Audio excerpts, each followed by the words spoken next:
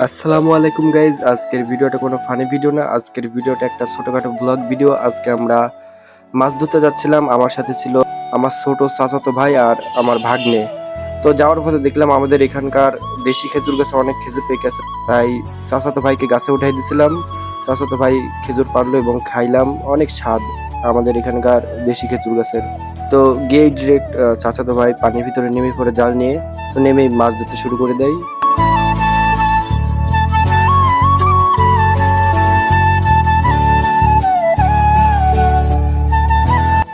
মোটামুটি জাল তোলার পরে ভালোই চিংড়ি মাছ আর পুঁটি মাছ ছিল এখানে। আসলে নদীতে অনেক চিংড়ি মাছ পুঁটি মাছ ছিল। তো আমি তো আসি না, আমার এই চাচাতো ছোট ভাই প্রতিদিন মাছ ধরে।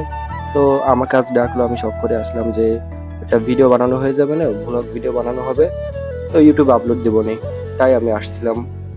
তো মোটামুটি ভালোই মাছ ধরছিল। তো গাইজ, ভিডিওটা আপনারা এনজয় করতে থাকেন।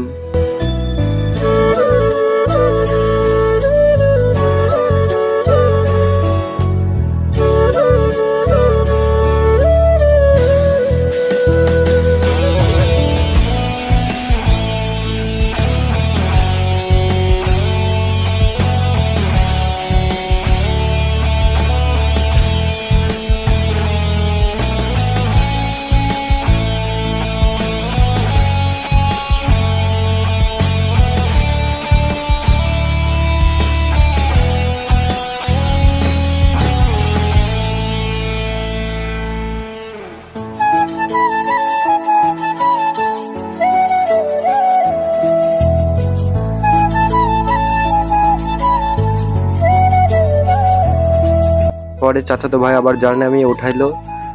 এবার পরের বার থেকে একটু ভালোই মাছ হয়েছে আর কি।